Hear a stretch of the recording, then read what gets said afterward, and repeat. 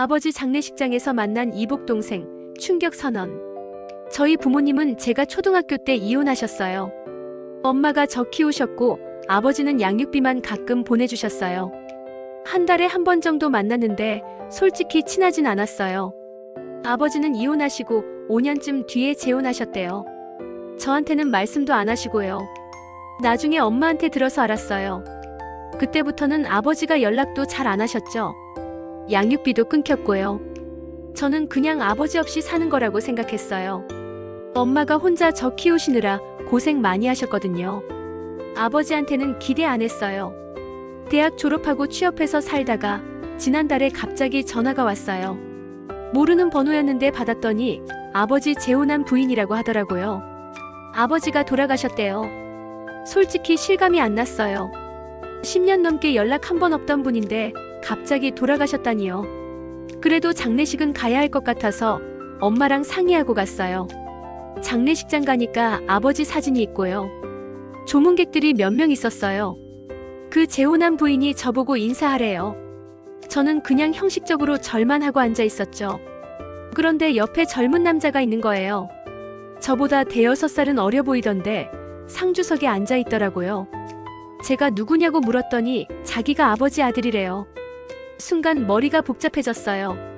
그러니까 아버지가 재혼해서 아들을 낳으신 거였죠. 제 이복 동생인 거예요. 평생 외동으로 살았는데 갑자기 동생이 생긴 기분이었어요. 그 동생이 저한테 말을 걸더라고요. 자기는 제 존재를 알고 있었대요. 아버지한테 들었다고요. 근데 아버지가 저한테는 자기 얘기 안 하셨나 봐요. 저는 그제야 이복 동생이 있다는 걸 알았거든요. 장례 치르는 동안은 조용했어요. 그런데 장례 끝나고 나서였어요. 재혼한 부인이 저를 따로 부르더라고요. 얘기 좀 하자면서요. 사무실 같은 데 들어갔는데 변호사가 한 명 앉아 있었어요. 뭔가 이상한 느낌이 들었죠. 재혼한 부인이 말하더라고요. 아버지 유언장이 있다고요.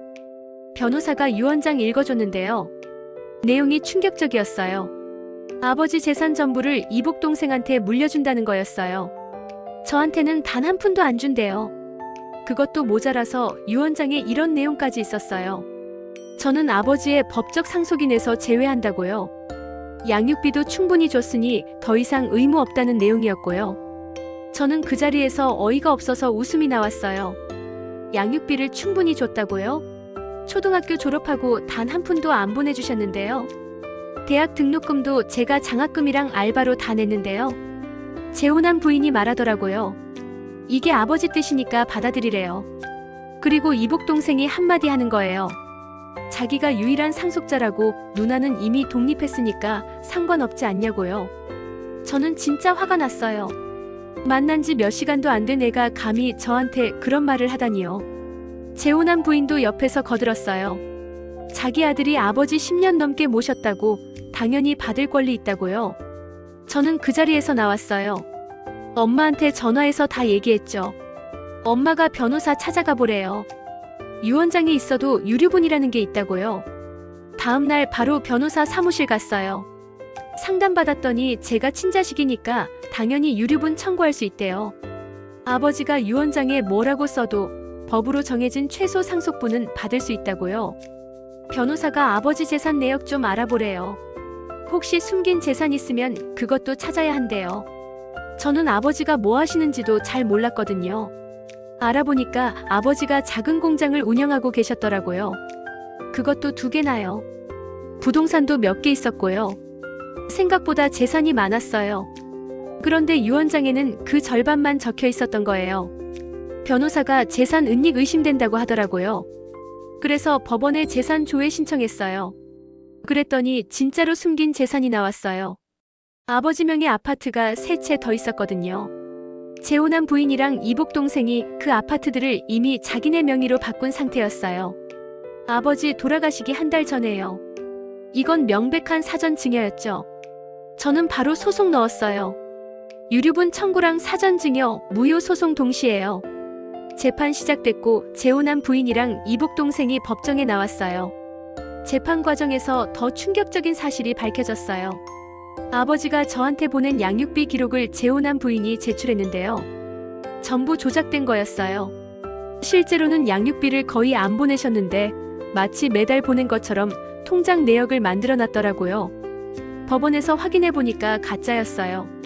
이것도 범죄였죠. 판사님이 재혼한 부인한테 뭐라고 하시더라고요. 왜 이런 짓을 했냐고요. 재혼한 부인은 울면서 아들한테 재산 다 물려주고 싶었다고 했어요.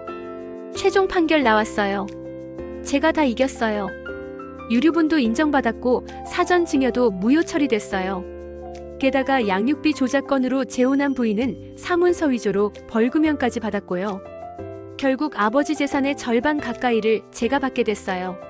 이복 동생이 법정에서 소리 지르면서 불공평하다고 했지만 판사님은 냉정하셨죠. 지금은 그 돈으로 엄마랑 작은 카페 차렸어요. 엄마가 평생 하고 싶어 하셨던 거거든요. 매일 엄마랑 같이 카페 운영하면서 행복하게 살고 있어요. 재혼한 부인한테 가끔 전화 와요. 이복 동생이 사업 실패해서 힘들다고 좀 도와달래요. 저는 거절했어요. 그때 저한테 했던 말들 다 기억하거든요. 여러분, 가족이라고 해서 다 착한 사람들은 아니에요. 특히 돈 앞에서는 더 그래요. 부당한 일 당하면 꼭 싸우세요. 제가 참았으면 평생 억울하게 살았을 거예요. 구독과 좋아요는 큰 힘이 됩니다. 막장 5분과 함께 특별한 이야기를 함께 해보세요. 우리 주변의 이야기를 빠르게 만나보세요.